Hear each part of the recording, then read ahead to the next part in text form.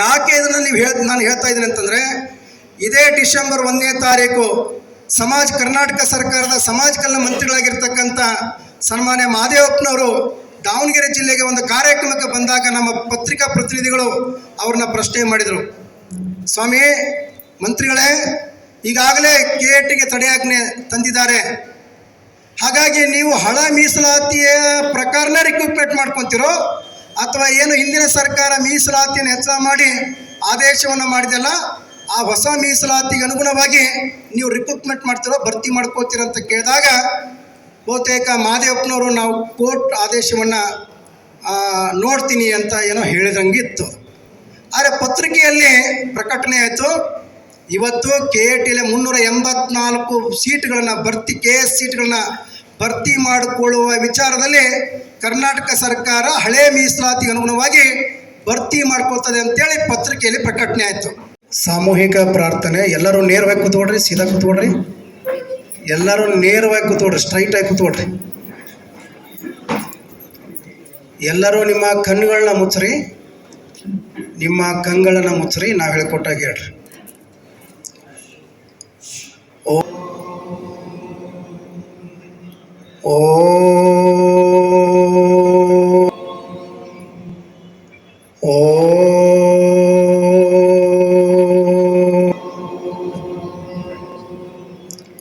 ಕೂಜಂತಂ ರಾಮ ರಾಮೇತಿ ಮಧುರಂ ಮಧುರಾಕ್ಷರಂ ಆರುಹ್ಯ ಕವಿತಾ ಶಾಖಂ ವಂದೇ ವಾಲ್ಮೀಕಿ ಕೋಕಿಲಂ ವಂದೇ ವಾಲ್ಮೀಕಿ ಕೋಕಿಲಂ.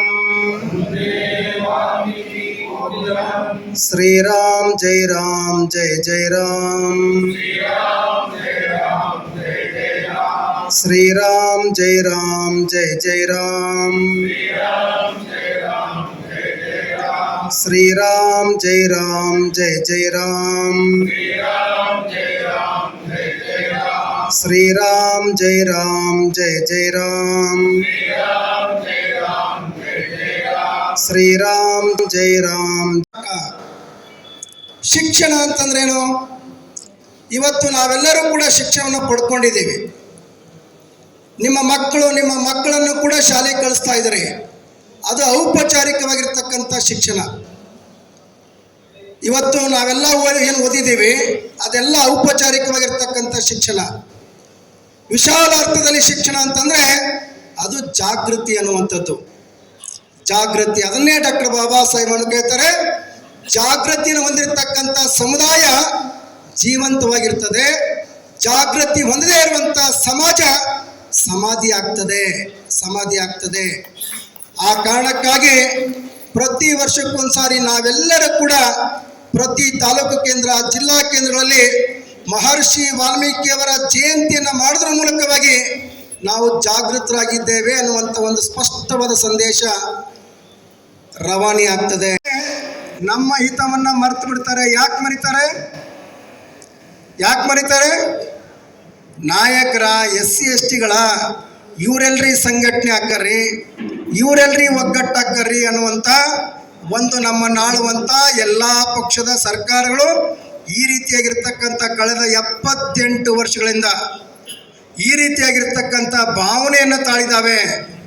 ಹಾಗಾಗಿನೇ ನಾವು ಜಾಗೃತರಾಗಬೇಕು, ಹಾಗಾಗಿ ನಾವು ಸಂಘಟಿತರಾಗಬೇಕು, ಹಾಗಾಗಿನೇ ಒಗ್ಗಟ್ಟಾಗಬೇಕು. ಆ ಜಾಗೃತಿಗಾಗಿನೇ ಈ ಜಾತ್ರಾ ಮಹೋತ್ಸವ ಪ್ರಾರಂಭ ಆಗಿರ್ತಕ್ಕಂಥದ್ದು. ಸರಿ, ಸರ್ಕಾರ ಮೀಸಲಾತಿನ ಹೆಚ್ಚಳ ಮಾಡಿ ಆದೇಶ ಹೊರಡಿಸ್ತು. ಸರ್ಕಾರ ಮೀಸಲಾತಿಯನ್ನು ಹೆಚ್ಚಳ ಮಾಡಿ ಆದೇಶ ಹೊರಡಿಸ್ತು. ಆದರೆ ರಾಮನಗರಲ್ಲಿರ್ತಕ್ಕಂಥ ಒಬ್ಬ ಹೋರಾಟಗಾರರು KATಯಲ್ಲಿ ಸರ್ಕಾರ KATಗೆ ಸ್ಟೇ ತಗೊಂಬಂದರು. ಆಗಿರ್ತಕ್ಕಂಥ ಈಗಿನ ಸನ್ಮಾನ್ಯ ಬಸವರಾಜ ಬೊಮ್ಮಾಯಿಯವರ ಮುಖ್ಯಮಂತ್ರಿಗಳ ಅಧ್ಯಕ್ಷತೆಯಲ್ಲಿ ಈ ರಾಜ್ಯದ SC ಮತ್ತು ST ಸಮುದಾಯದ ಮೀಸಲಾತಿಯನ್ನು ಹೆಚ್ಚಳ ಮಾಡಿದರು. ನಾವೆಲ್ಲ ಅವ್ರಿಗೊಂದು ಜೋರಾದ ಚಪ್ಪಾಳೆ ತಟ್ಟಿ ಅಭಿನಂದನೆ ಸಲ್ಲಿಸ್ಬೇಕು. ಅವರಿಗೆ ಕೃತಜ್ಞತೆಯನ್ನು ಸಲ್ಲಿಸಬೇಕಾಗ್ತದೆ, ಒಂದು ಥ್ಯಾಂಕ್ಸ್ ಹೇಳಬೇಕಾಗ್ತದೆ. ಆ ನಿಟ್ಟಿನಲ್ಲಿ ಈ ರಾಜ್ಯದಲ್ಲಿ ಯಾವುದೇ ಸರ್ಕಾರಗಳು, ಯಾರೇ ಮುಖ್ಯಮಂತ್ರಿಗಳು ನಮ್ಮ ಸಮುದಾಯಕ್ಕೆ ಒಳ್ಳೆಯದು ಮಾಡಿದಾಗ ನಾವೆಲ್ಲರೂ ಕೂಡ ಪಕ್ಷಾತೀತವಾಗಿ ಅವರಿಗೆ ಒಂದು ಕೃತಜ್ಞತೆಯನ್ನು ಸಲ್ಲಿಸೋಣ, ಒಂದು ಥ್ಯಾಂಕ್ಸ್ ಹೇಳಿದ್ದೇವೆ. ಇದಾದ ಮೇಲೆ ಬಹುತೇಕ ಗೌರವಾನ್ವಿತ ನಿಕಟಪೂರ್ವ ಮುಖ್ಯಮಂತ್ರಿ ರೋಸ್ಟರ್ ಬಿಂದುವನ್ನು ಮೇಂಟೈನ್ ಮಾಡಬೇಕಾಗಿತ್ತು. ಅಂದರೆ ನೂರಕ್ಕೆ ಎಷ್ಟು ಪರ್ಸೆಂಟೇಜ್ ನಮ್ಮದು? 3% ಈ ರಾಜ್ಯದಲ್ಲಿ. 2011ರ ಸೆನ್ಸಸ್ ಪ್ರಕಾರ ನಾವು ಎಷ್ಟಿದ್ದೀವಿ? ನಮ್ಮ ಜನಸಂಖ್ಯೆಯ ಪ್ರಮಾಣ ಎಷ್ಟು?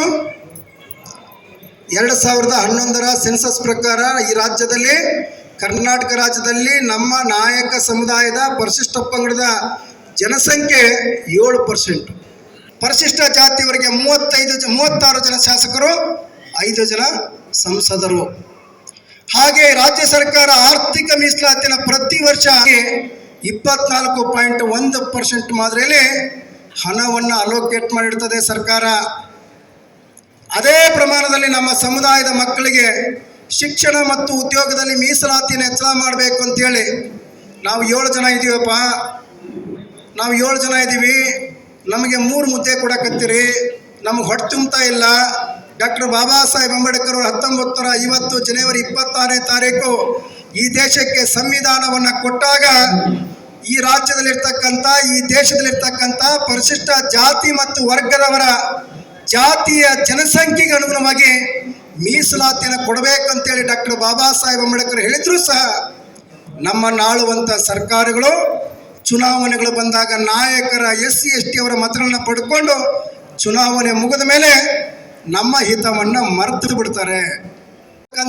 ರಾಜ್ಯದ 4ನೇ ಅತಿ ದೊಡ್ಡ ಸಮುದಾಯವಾಗಿರ್ತಕ್ಕಂಥ ನಮ್ಮ ಬೇಡ ವಾಲ್ಮೀಕಿ ನಾಯಕ ಸಮುದಾಯ, ನಾವು ಸಹ ಇಡೀ ಭಾರತೀಯ ಸಂಸ್ಕೃತಿಗೆ ರಾಮಾಯಣ ಮಹಾಕಾವ್ಯನ ಕೊಟ್ಟಿರ್ತಕ್ಕಂಥ ಆದಿಕವಿ ಮಹರ್ಷಿ ವಾಲ್ಮೀಕಿಯವರ ಹೆಸರಿನಲ್ಲಿ ಗುರುಪೀಠವನ್ನು ಸ್ಥಾಪನೆ ಮಾಡಿಕೊಂಡು, ಸಂಘ ಸಂಸ್ಥೆಗಳನ್ನ ಸ್ಥಾಪನೆ ಮಾಡಿಕೊಂಡು ನಾವು ಕೂಡ ಈ ರಾಜ್ಯದಲ್ಲಿ ಇವತ್ತು ಸಂಘಟನೆ ಆಗ್ತಾ ಇದ್ದೀವಿ.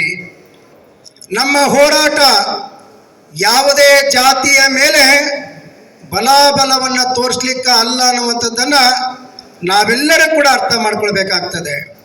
ಹೋರಾಟವನ್ನು ಕೈಗೆತ್ಕೊಂಡಿದ್ದಾರೆ ಅಂತ ಹೇಳಿದ್ರೆ ಡಾಕ್ಟರ್ ಬಾಬಾ ಸಾಹೇಬ್ ಅಂಬೇಡ್ಕರ್ ಕೊಟ್ಟಿರ್ತಕ್ಕಂಥ ಸಾಂವಿಧಾನಿಕವಾಗಿರ್ತಕ್ಕಂಥ ಹಕ್ಕಿಗಳಾಗಿ, ನಮ್ಮ ಹಕ್ಕಿಗಾಗಿ ಇವತ್ತು ನಾವು ಸಂಘಟಿತರಾಗಬೇಕಾಗಿದೆ. ಆ ಕಾರಣಕ್ಕಾಗಿಯೇ ಪ್ರತಿ ವರ್ಷಕ್ಕೊಂದ್ಸಾರಿ ನಾವೆಲ್ಲರೂ ಕೂಡ ಜಾಗೃತರಾಗ್ತೀವಿ. ಜಾತ್ರೆ ಅದು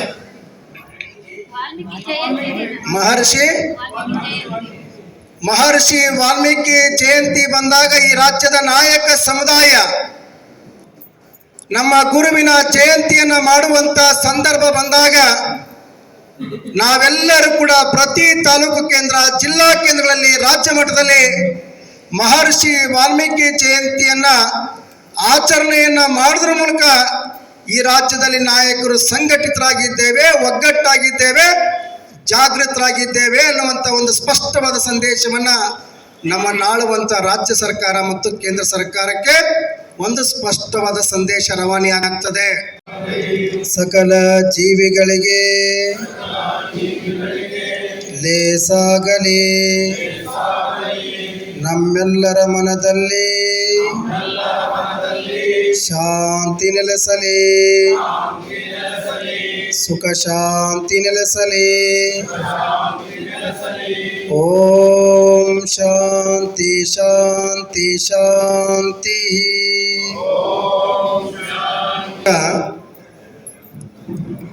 8ನೇ ವರ್ಷದ ಮಹರ್ಷಿ ವಾಲ್ಮೀಕಿ ಜಾತ್ರಾ ಮಹೋತ್ಸವದ ದಾವಣಗೆರೆ ಜಿಲ್ಲಾ ಮಟ್ಟದ ಈ ಒಂದು ಪೂರ್ವ ಸಭೆಯ ಅಧ್ಯಕ್ಷತೆಯನ್ನು ವಹಿಸಿಕೊಂಡಿರ್ತಕ್ಕಂತಹ ನಾಯಕ ವಿದ್ಯಾರ್ಥಿ ನಿಲಯದ ಅಧ್ಯಕ್ಷ ಆಗಿರ್ತಕ್ಕಂತಹ ಜಿಲ್ಲಾ ಅಧ್ಯಕ್ಷರಾಗಿರ್ತಕ್ಕಂಥ ಗೌರವಾನ್ವಿತ ಬಿ ವೀರಣ್ಣವರೇ, ಈ ಸಭೆಯಲ್ಲಿ ಪ್ರಾಸ್ತಾವಿಕ ಮಾತುಗಳನ್ನಾಡಿರ್ತಕ್ಕಂತಹ ನಮ್ಮ ಚನ್ನಗಿರಿಯ ಮುಖಂಡರಾಗಿರ್ತಕ್ಕಂಥ ವದಿಗೆರೆ ರಮೇಶ್ ಅವರನ್ನು ಒಳಗೊಂಡಂತೆ ಕೊನೆಯದಾಗಿ ನಮ್ಮ ಜಗಳೂರಿನ ವಿಧಾನಸಭಾ ಕ್ಷೇತ್ರದ ಜನಪ್ರಿಯ ಮಾಜಿ ಶಾಸಕರಾಗಿರ್ತಕ್ಕಂಥ ಗೌರವಾನ್ವಿತ ಎಸ್ ಪಿ ರಾಮಚಂದ್ರಪ್ಪನವರು 12 ಜನಗಳು ಈ ಒಂದು ಸಭೆಯಲ್ಲಿ ತಮ್ಮ ಅಭಿಪ್ರಾಯಗಳನ್ನು, ತಮ್ಮ ಅನಿಸಿಕೆಗಳನ್ನ ವ್ಯಕ್ತಪಡಿಸಿರ್ತಕ್ಕಂಥ, ಉತ್ತಮವಾಗಿರ್ತಕ್ಕಂಥ ಸಲಹೆಗಳನ್ನು ಕೊಟ್ಟಿರ್ತಕ್ಕಂಥ ಎಲ್ಲ ಮಹನೀಯರಿಗೆ ಒಂದು ಜೋರಾದ ಚಪ್ಪಾಳೆಯನ್ನು ತಟ್ಟಿ ಅಭಿನಂದಿಸಿ ತೀರ್ಮಾನವನ್ನು ತೆಗೆದು ಆದೇಶವನ್ನು ಮಾಡಿದರು. ಈ ರಾಜ್ಯದಲ್ಲಿ ಪರಿಶಿಷ್ಟ ಜಾತಿಯ ಒಳ ಮೀಸಲಾತಿಯನ್ನು ಪ್ರಕಟಣೆ ಮಾಡಿ ಅದರಲ್ಲಿ ವಿಶೇಷವಾಗಿ ಲೆಫ್ಟು ಅಂತಂದರೆ ಮಾದಿಗ ಸಮುದಾಯದ ಮತ್ತು ಉಪಜಾತಿಗಳಿಗೆ 6% ಮೀಸಲಾತಿಯನ್ನು ಕೊಟ್ಟರು. ಹಾಗೆಯೇ ಬಲಗೈ ಸಮುದಾಯ ಅಂದರೆ ರೈಟ್ ಸಮುದಾಯಕ್ಕೆ 6% ಮೀಸಲಾತಿಯನ್ನು ಹೆಚ್ಚಳ ಮಾಡಿ ಅವಕಾಶ ಮಾಡಿದರು. ಹಾಗೆಯೇ ಬೋವಿ, ಲಂಬಾಣಿ, ಕೊರ್ಚ, ಕೊರ್ಮ, ಅಲಿಮಾರಿ, ಅರೆ ಅಲಿಮಾರಿ ಸಮುದಾಯದವ್ರನ್ನು ಸೇರಿಸಿ ಎಷ್ಟು % ಮೀಸಲಾತಿನ ಹೆಚ್ಚಳ ಮಾಡಿದರು? 5% ಮೀಸಲಾತಿ ಅಂದರೆ 17.1% ಮೀಸಲಾತಿನ ಹೆಚ್ಚಳ ಮಾಡಿ ಕರ್ನಾಟಕ ಸರ್ಕಾರ ಅಧಿಕೃತವಾಗಿ ಆದೇಶವನ್ನು ಹೊರಡಿಸಿತು. ಇದು ಅಂಡರ್ಸ್ಟುಡ್ ಹೆಂಗೆ ಅಂತ ಹೇಳಿದ್ರೆ, ಈಗ ಇಲ್ಲಿ ನಮ್ಮ ಆನಂದಪ್ಪ ಅಂತಿದ್ದಾನೆ. ಆನಂದಪ್ಪನ ಮನೆಯಲ್ಲಿ ಒಂದು ಮದುವೆ ಕಾರ್ಯ ಇತ್ತು. ಆನಂದಪ್ಪನಿಗೆ ಭಾಳ ಬೇಕಾದವನು ನಮ್ಮ ಕುಕ್ಕಡ ಮಂಜಣ್ಣ. ಕುಕ್ಕಡ ಮಂಜಣ್ಣನೂ ಕೂಡ ಅವನ ಮನೆಯೊಳಗೆ ಕೂಡ ಒಂದು ಮದುವೆ ಇತ್ತು.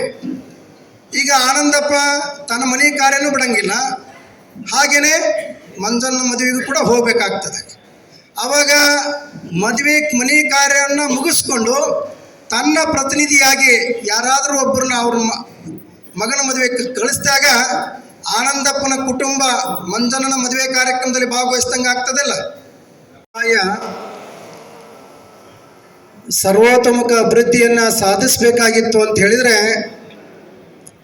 ಹಿಂದೆ ಒಬ್ಬ ಗುರು ಇರಬೇಕು, ಮುಂದೆ ಒಂದು ಗುರಿ ಇರಬೇಕು ಅಂತ ಹೇಳ್ತಾರೆ. ಆ ಹಿನ್ನೆಲೆಯಲ್ಲಿ ಈಗಾಗಲೇ ಈ ನಾಡಿನಲ್ಲಿ ಅನೇಕ ಸಮುದಾಯಗಳು ಅವರವರ ಸಮುದಾಯದ ಸಾಂಸ್ಕೃತಿಕ ನಾಯಕನ ಹೆಸರಿನಲ್ಲಿ ಈ ರಾಜ್ಯದಲ್ಲಿ ಎಲ್ಲ ಸಮುದಾಯಗಳು ಇವತ್ತು ಸಂಘಟನೆ ಆಗ್ತಾ ಇದ್ದಾವೆ. ಈ ನಾಡಿನ ವೀರಶೈವ ಅಥವಾ ಲಿಂಗಾಯತ ಸಮುದಾಯ ಬಸವಣ್ಣನವರ ಹೆಸರಿನಲ್ಲಿ ಸಂಘಟಿತರಾದರೆ, ಈ ನಾಡಿನ ಲಿಂಗಾಯತ ಸಮುದಾಯದ ಒಳಪಂಗಡವಾಗಿರ್ತಕ್ಕಂಥ ಪಂಚಮಸಾಲಿ ಸಮುದಾಯ ವೀರರಾಣಿ ಕಿತ್ತೂರು ಚೆನ್ನಮ್ಮನ ಹೆಸರಿನಲ್ಲಿ ಸಂಘಟಿತರಾಗ್ತಾ ಇದ್ದಾರೆ. ಈ ನಾಡಿನ ಲಿಂಗಾಯತ ಸಮುದಾಯದ ಒಳಪಂಗಡವಾಗಿರ್ತಕ್ಕಂಥ ಸಾಧು ವೀರಶೈವ ಸಮುದಾಯ ವಿಶ್ವಬಂಧು ಮರಳುಸಿದ್ದರ ಹೆಸರಿನಲ್ಲಿ ಸಂಘಟಿತರಾಗ್ತಾ ಇದ್ದಾರೆ. ಈ ನಾಡಿನ ಲಿಂಗಾಯತ ಸಮುದಾಯದ ಒಳಪಂಗಡವಾಗಿರ್ತಕ್ಕಂಥ ನೊಳಂಬ ಸಮುದಾಯ ಶಿವಯೋಗಿ ಸಿದ್ದರಾಮೇಶ್ವರ ಹೆಸರಿನಲ್ಲಿ ಸಂಘಟಿತರಾಗ್ತಾ ಇದ್ದಾರೆ. ಈ ನಾಡಿನ ಕುರುಬ ಸಮುದಾಯ ಅಥವಾ ಹಾಲುಮತ ಸಮಾಜ ದಾಸಶ್ರೇಷ್ಠ ಭಕ್ತ ಕನಕದಾಸರ ಹೆಸರಿನಲ್ಲಿ ಸಂಘಟಿತರಾಗ್ತಾ ಇದ್ದಾರೆ. ಈ ನಾಡಿನ ಪರಿಶಿಷ್ಟ ಜಾತಿಯ ಸಮುದಾಯಗಳು ಈ ದೇಶಕ್ಕೆ ಸಂವಿಧಾನವನ್ನು ಕೊಟ್ಟಿರ್ತಕ್ಕಂಥ ಡಾಕ್ಟರ್ ಬಾಬಾ ಸಾಹೇಬ್ ಅಂಬೇಡ್ಕರ್ ಹೆಸರಿನಲ್ಲಿ ಸಂಘಟಿತರಾಗ್ತಾ ಇದ್ದಾರೆ.